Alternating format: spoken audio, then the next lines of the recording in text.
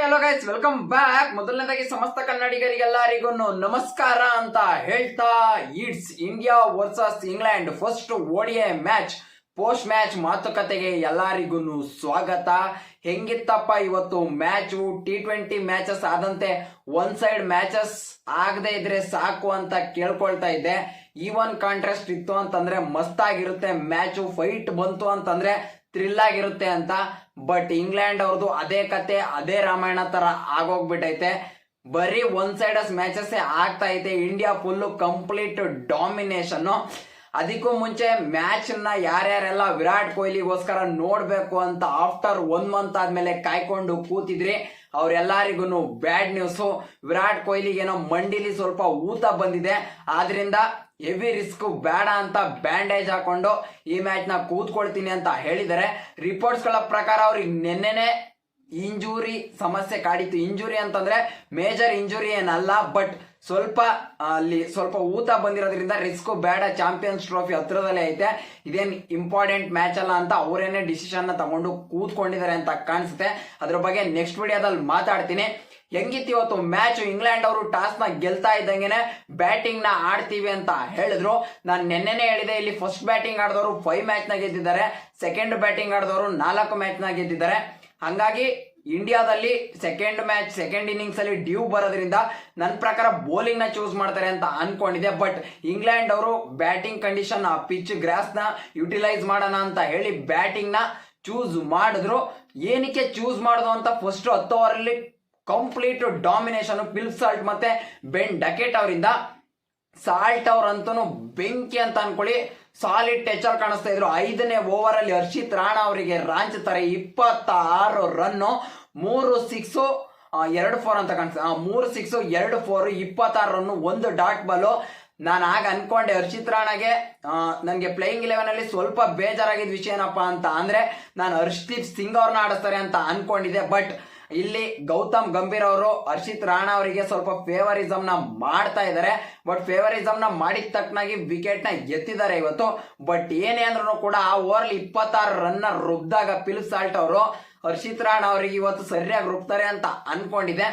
ಅಲ್ಲಿಂದ power play ಅಲ್ಲಿ full domination ನ ಸ್ಟಾರ್ಟ್ ಮಾಡ್ತಾರೆ ಸಾಲ್ಟ್ ಅವರು ಮತ್ತೆ ಬೆನ್ ಡಕೆಟ್ ಅವರು. 9ನೇ ಓವರ್ ವರ್ಗು ಕೂಡ 70 ರನ್ ಹೊಡೆದು ಕಂಪ್ಲೀಟ್ ಪವರ್ ಪ್ಲೇ ನ ಇನ್ನೇನ್ ಇಂಗ್ಲೆಂಡ್ ಅವ್ರ ಕಡೆಗೆ ಹೋಗ್ತು ಅನ್ನೋ ಟೈಮಿಗೆನೆ ಫಿಲಿಪ್ ಸಾಲ್ಟ್ ಅವರು ಒಂದು ಬ್ಲೆಂಡರ್ ನ ಮಾಡ್ಕೊಳ್ಳೋದು. ರನ್ ಔಟ್ ಹಾರ್ದಿಕ್ ಪಾಂಡ್ಯ ಅವರ ಓವರ್ ಅಲ್ಲಿ 9ನೇ ಓವರ್ 4ನೇ ಬಾಲ್ ಅಲ್ಲಿ ಅಂತ ಕಾಣಿಸುತ್ತೆ. 4 ಲೈನಿಗೆ ಹೊಡಿತಾರೆ. ಶ್ರೇಯಸ್ ಅಯ್ಯರ್ ಅವರಿಂದ ಬೆಂಕಿ ಥ್ರೋ ಬರುತ್ತೆ. 2 ರನ್ ಸಾಕಿತ್ತು. ಅಲ್ಲಿ ಬೆನ್ ಡಕೆಟ್ ಅವರು ಕ್ಲಿಯರ್ ಕಟ್ ಆಗಿ ನಿಂತಿದ್ದಾರೆ. ಫಿಲಿಪ್ ಸಾಲ್ಟ್ ಅವರು ಇನ್ನೊಂದು ರನ್ ಆಸೆಗೆ ಹೋಗಿ ರನ್ ಔಟ್ ನ ಆದ್ರು. ಅದಾದ್ಮೇಲೆ ಅದ್ರ ನೆಕ್ಸ್ಟ್ ಓವರ್ ಅಲ್ಲಿ ಹರ್ಷಿತ್ ರಾಣಾ ಅವರು ಕಂಟಿನ್ಯೂಸ್ ಆಗಿ 2 ವಿಕೆಟ್ ನ ಎತ್ತೋದು. ಅದು ಪವರ್ ಪ್ಲೇ ಲಾಸ್ಟ್ ಓವರ್ 10ನೇ ಓವರ್ ಅಲ್ಲಿ. ಅಲ್ಲಿಗೆ 77 ರನ್ನಿಗೆ 3 ವಿಕೆಟ್ ನ ಕಳ್ಕೊಂಡು ಇಂಗ್ಲೆಂಡ್ ನೆಲ ಕಚ್ಚುತ್ತಾರೆ. ಹ್ಯಾರಿ ಬ್ರೂಕ್ ಅವರು ಡಕೌಟ್ ಆಯ್ತು ಅಂತ ಅಂದ್ರೆ ಬೆನ್ ಡಕೆಟ್ ಅವ್ರದ್ದು ಬೆಂಕಿ ಕ್ಯಾಚ್ ನ ಎತ್ತಾಕೊಳ್ಳೋದು. ನಮ್ಮ ಯಶಸ್ವಿ ಜೈಸ್ವಾಲ್ ಅವರು ಏನು ಕ್ಯಾಚ್ ಗುರು! ಆ ಕ್ಯಾಚ್ ನ ನೋಡ್ತಾ ಇದ್ದಂಗೆ ನನ್ನ ಟ್ರಾವಿಸ್ ಹೆಡ್ ಅವ್ರು ನೆನಪಾಗ್ಬಿಟ್ರು. 2023 ವರ್ಲ್ಡ್ ಕಪ್ ಅಲ್ಲಿ ರೋಹಿತ್ ಶರ್ಮಾ ಅವ್ರದ್ದು ಸಿಮಿಲರ್ ಕ್ಯಾಚು, ಬಟ್ ಅದ್ರಿಗಿಂತ ಕನ್ವಿನ್ಸಿಂಗ್ ಆಗಿ ಹಿಡಿದ್ರು ಯಶಸ್ವಿ ಜೈಸ್ವಾಲ್ ಅವ್ರದ್ದು. ಆ ಬಿಸ್ಲಲ್ಲಿ ಆ ತರ ಬಾಲ್ ನ ಜಡ್ಜ್ ಮಾಡ್ತಾ ಕೊನೆವರೆಗೂ ನೋಡಿ ಒಂದೇ ಒಂಚೂರು ಎಡೋದಂಗೆ ಎತ್ತಾಕೊಂಡಿದ್ದು ಆ ಬಾಲ್ ನ. ಅದಾದ್ಮೇಲೆ ನೆಕ್ಸ್ಟ್ ಬಟ್ಲರ್ ಅವರು ಮತ್ತೆ ಇವ್ರನ್ನು ಸ್ಟಾರ್ಟ್ ಮಾಡ್ತಾರೆ ಸ್ಲೋ ಅಂಡ್ ಸ್ಟಡಿ ಆಗಿ ಇನ್ನಿಂಗ್ಸ್ ನ ಬಿಲ್ಡ್ ಮಾಡೋದಿಕ್ಕೆ. ಅಲ್ಲಿಂದ ರೂಟ್ ಮತ್ತೆ ಬಟ್ಲರ್ ಅವರು ನೀಟಾಗಿ ಒಂದು 50 ರನ್ ಪಾರ್ಟ್ನರ್ಶಿಪ್ ನ ಬರುತ್ತೆ. ಇನ್ನೇನು ಇಂಗ್ಲೆಂಡ್ ಅವರು ಒಳ್ಳೆ ಸ್ಟೇಜ್ ಗೆ ಬಂದ್ರು ಅನ್ನೋ ಟೈಮಿಗೆ ಜಡೇಜಾ ಅವರು ಬಂದು ರೂಟ್ ಅವ್ರನ್ನ ಕ್ಲೀನ್ LBW ನ ಮಾಡೋದು. 19 ರನ್ನಿಗೆ ಔಟ್ ಆಗ್ತಾರೆ ರೂಟ್ ಅವರನ್ನು ಕೂಡ. ಅದಾದ್ಮೇಲೆ ನೆಕ್ಸ್ಟ್ ಬಂದಂತ ಜೇಕಬ್ ಬೆಥೆಲ್ ಮತ್ತೆ ಜೋಸ್ ಬಟ್ಲರ್ ಅವರು ಅಲ್ಲಿಂದ ಸ್ಟಾರ್ಟ್ ಮಾಡ್ತಾರೆ ಒಂದು 70 ರನ್ ಪಾರ್ಟ್ನರ್ಶಿಪ್ ನ. ಜೇಕಬ್ ಬೆಥೆಲ್ ಅವರು ಸ್ಟಾರ್ಟಿಂಗ್ ಅಲ್ಲಿ ಹೆವಿ ಬಾಲ್ ನ ತಿಂತಾ ಇರ್ತಾರೆ. ನಾನಾಗ ಕಳೆದೋಗ್ತಾರೆ, ಏನ್ ಇಷ್ಟೊಂದು 28 ಬಾಲಿಗೆ 8 ರನ್ ಹೊಡೆದಿರ್ತಾರೆ, ಅಲ್ಲಿಂದ ಎಕ್ಸಲೇಟರ್ ನ ತೊಣಿತಾರೆ ಅಂತಾನೆ ಹೇಳ್ಬೋದು. ಅವರು ಒಂದು 6 ನ 4 4 ನ ಹೊಡೆದು 50 ನ ಕಂಪ್ಲೀಟ್ ಮಾಡ್ತು ಅಂತ ಅಂದ್ರೆ 61 ಬಾಲಿಗೆ. ನಮ್ಮ ಬಟ್ಲರ್ ಅವರನ್ನು ಕೂಡ 65 ಬಾಲಿಗೆ ಅಂತ ಕಾಣಿಸುತ್ತೆ. ಅವರನ್ನು ಕೂಡ ಒಳ್ಳೆ ಸ್ಟ್ರೈಕ್ ರೇಟ್ ಅಲ್ಲಿ ಇನ್ನೇನ್ ಪುಷ್ ಮಾಡ್ಬೇಕು ಅನ್ನೋ ಟೈಮಿಗೆ ಅವರನ್ನು ಎತ್ತು ಬಿಡ್ತಾರೆ. ಅಲ್ಲಿಗೆ ಕಂಪ್ಲೀಟ್ ಆಗಿ ಮ್ಯಾಚ್ ಇನ್ನೇನ್ ಒನ್ ಸೈಡೆಡ್ ಆಯ್ತು ಅಂತ ಅನ್ಕೊಂಡೆ. ಲಿವಿಂಗ್ ಸ್ಟೋನ್ ಅವ್ರ ವಿಕೆಟ್ ನ ಹರ್ಷಿತ್ ರಾಣಾ ಅವ್ರು ಎತ್ತುತ್ತಾ ಇದ್ದಂಗೆ ಹರ್ಷಿತ್ ರಾಣಾ ಅವ್ರಿಗೆ 3 ವಿಕೆಟ್ ಬೀಳುತ್ತೆ, ಜಡೇಜಾ ಅವರಿಗೂ 3 ವಿಕೆಟ್ ಬೀಳುತ್ತೆ. ಇನ್ನ ಹಾರ್ದಿಕ್ ಪಾಂಡ್ಯಗೊಂದು ಮತ್ತೆ ಅಕ್ಷರ್ ಪಟೇಲಿಗೊಂದು, ಕುಲ್ದೀಪ್ ಯಾದವ್ ಅವರಿಗೆ ಲಾಸ್ಟ್ ಅಲ್ಲಿ ಸ್ಟಂಪ್ಸ್ ಎತ್ತುತ್ತಾರೆ.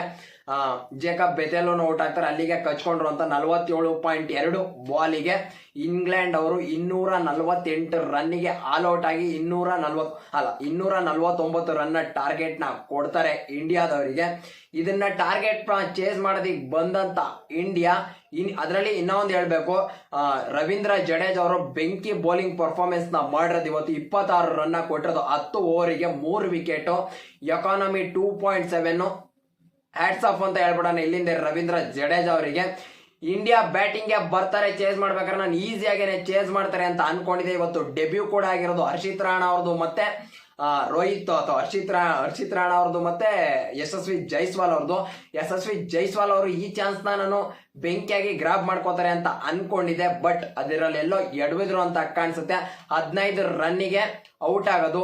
ಆರ್ಚರ್ ಅವರಿಗೆ ಅವ್ರದ್ದು ರೌಂಡ್ ದಿ ಸ್ಟಂಪ್ ನ ಬಂದು ಆಂಗಲ್ ಅಲ್ಲಿ ಬಾಲ್ ನ ಬಿಡ್ತಾ ಇದ್ದಂಗೆನೆ ಕೀಪರ್ ಕ್ಯಾಚ್ ನ ಕೊಟ್ಟು ಯಶಸ್ವಿ ಜೈಸ್ವಾಲ್ ಅವರು 15 ರನ್ನಿಗೆ ಔಟ್ ಆಯ್ತು ಅಂತ ಅಂದ್ರೆ ರೋಹಿತ್ ಶರ್ಮಾ ಅವರನ್ನು ಕೂಡ ಮತ್ತೆ ಬ್ಯಾಟ್ ಫಾರ್ಮ್ ಕಂಟಿನ್ಯೂ ಆಗಿರೋದು. 2 ರನ್ನಿಗೆನೆ ಇವತ್ತು ಕೂಡ ಔಟ್ ಆಗಿದ್ದು. ಅದು ಒಡಿಯನೋ ಬೇಡೋ ಅನ್ನೋ ತರ ಎತ್ತಿ ಇಲ್ಲೇ ಫ್ಲಿಕ್ ಆಯ್ತು, ಮೊಹಮ್ಮದ್ ಅವರಿಗೆ ವಿಕೆಟ್ ನ ಬೀಳ್ತು. ರೋಹಿತ್ ಶರ್ಮಾ ಅವ್ರದ್ದು ನಿಜವಾಗ್ಲೂ ಕಷ್ಟ ಆಗುತ್ತೆ. ಈ ತರ ಏನಾದ್ರು ಫಾರ್ಮ್ ಕಂಟಿನ್ಯೂ ಆಯ್ತು ಅಂತ ಅಂದ್ರೆ ನೆಕ್ಸ್ಟ್ ಮ್ಯಾಚ್ ಅಲ್ಲಿ ಉತ್ತರ ಕೊಡ್ತಾರೆ ಅಂತ ಅನ್ಕೊಂಡಿದೀನಿ. ಅದಾದ್ಮೇಲೆ ಶುಭ್ಮನ್ ಗಿಲ್ ಮತ್ತೆ Shreyas Iyer at its best ಗುರು. ನಿಜವಾಗ್ಲೂ 1 ವರ್ಷ 3 ತಿಂಗಳಾದ್ಮೇಲೆ ಬಂದ್ ಆಡಿದ್ರು ಅಂತ ಅನ್ಸೇ ಇಲ್ಲ. ಫಸ್ಟ್ ಬಾಲ್ ಇಂದಾನೆ ಸ್ಟಾರ್ಟ್ ಮಾಡ್ಕೊಂಡ್ರು ಆಡೋದಿಕ್ಕೆ. ಶ್ರೇಯಸ್ ಅಯ್ಯರ್ ಅವರು 9 4 2 6 ನ ಹೊಡೆದು 36 ಬಾಲಿಗೆ 59 ರನ್ನ ಹೊಡಿತಾರೆ. With in the strike rate of 163.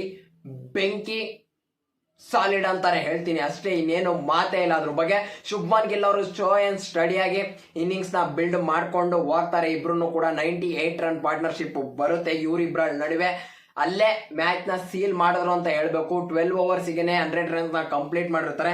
ಅದೇ ಟೈಮಲ್ಲಿ ಜೇಕಬ್ ಬೆಥೆಲ್ ಅವರು ಶ್ರೇಯಸ್ ಅಯ್ಯರ್ ಅವರು LBW ನ ಎತ್ತು ಬಿಡ್ತಾರೆ. ನಾನು ಆಗೊಂದು ಸ್ವಲ್ಪ ಏನಾದ್ರು ಕಮ್ ಬ್ಯಾಕ್ ಮಾಡ್ತಾರೆ ಇಂಗ್ಲೆಂಡ್ ಅಂತ ಅನ್ಕೊಳ್ಳೋಷ್ಟ್ರಲ್ಲೇನೆ ಅಕ್ಷರ್ ಪಟೇಲ್ ನಾನು ಏನಕ್ಕೆ ಪ್ಲೇಯಿಂಗ್ 11 ಅಲ್ಲಿ ಆಡಿಸ್ಬೇಕು ಅಂತ ಹೇಳಿದ್ದೆ ಅಂತ ಅಂದ್ರೆ ಅವ್ರದ್ದು ಬೌಲಿಂಗ್ ಅಲ್ಲಿ ಸ್ವಲ್ಪ ಏನೇ ಕಾಸ್ಟ್ಲಿ ಆಗ್ಬೋದೋ ಇಲ್ಲ ಓಡಿಸ್ಕೊಬಹುದು, ಬಟ್ ಬ್ಯಾಟಿಂಗ್ ಅಂತ ಬಂದಾಗ ಒಳ್ಳೆ ಫ್ಲೆಕ್ಸಿಬಿಲಿಟಿನ ತರ್ತಾರೆ ಟೀಮ್ ಒಳಗೆ ಪ್ಲೇಯಿಂಗ್ 11 ಅಲ್ಲಿ. ಬೆಂಕಿ ಅಂತ ಅನ್ಕೊಳ್ಳಿ. ಅಕ್ಷರ್ ಪಟೇಲ್ ಅವರು 47 ಬಾಲಿಗೆ 52 ರನ್ನು, 6 4 1 6 110 ಸ್ಟ್ರೈಕ್ ರೇಟ್ ಅಲ್ಲಿ ಆಡಿದ್ದು ಇವತ್ತು. ಸೂಪರ್ ಅಂತ ಅವರಂತನು.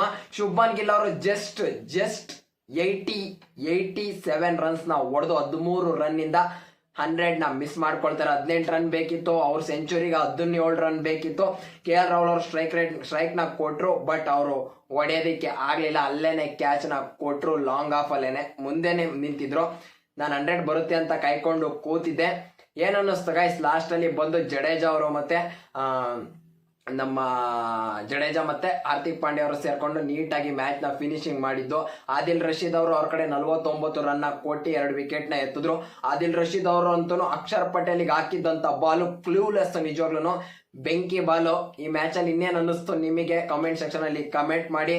1 ಸೈಡೆಡ್ ಮ್ಯಾಚ್ ಗುರು. ನೆಕ್ಸ್ಟ್ ಮ್ಯಾಚ್ ವಿರಾಟ್ ಕೊಹ್ಲಿ ಬರ್ತಾರೋ ಇಲ್ವೋ, ಏನಾಗಿರ್ಬೋದು, ಕಿಂಗಿಗೋಸ್ಕರ ಎಷ್ಟು ಜನ ವೇಟ್ ಮಾಡ್ತಿದ್ರಿ ಅದನ್ನು ಕೂಡ ಕಮೆಂಟ್ ಸೆಕ್ಷನ್ ಅಲ್ಲಿ ಕಮೆಂಟ್ ಹಾಕಿ. ಕಿಂಗ್ ಕೊಹ್ಲಿ ಅಂತ ನೆಕ್ಸ್ಟ್ ಮ್ಯಾಚ್ ಬರ್ತಾರೆ ಅಂತ ಅನ್ಕೊಂಡಿದ್ದೀನಿ. ಅದ್ರ ಬಗ್ಗೆ ನಾಳೆ ಡೆಡಿಕೇಟೆಡ್ ಆಗಿ ವಿಡಿಯೋ ಮಾಡ್ತೀನಿ ಅಂತ ಹೇಳ್ತಾ, ಈ ವಿಡಿಯೋ ಏನಾದ್ರು ಇಷ್ಟ ಆಯ್ತು ಅಂತಂದ್ರೆ ಲೈಕ್ ಮಾಡಿ, ಇಷ್ಟ ಆಗಿಲ್ಲ ಅಂದ್ರೆ ಡಿಸ್ಲೈಕ್ ಮಾಡಿ. ನೆಕ್ಸ್ಟ್ ವಿಡಿಯೋದಲ್ಲಿ ಸಿಗೋಣ. ಬಾಯ್.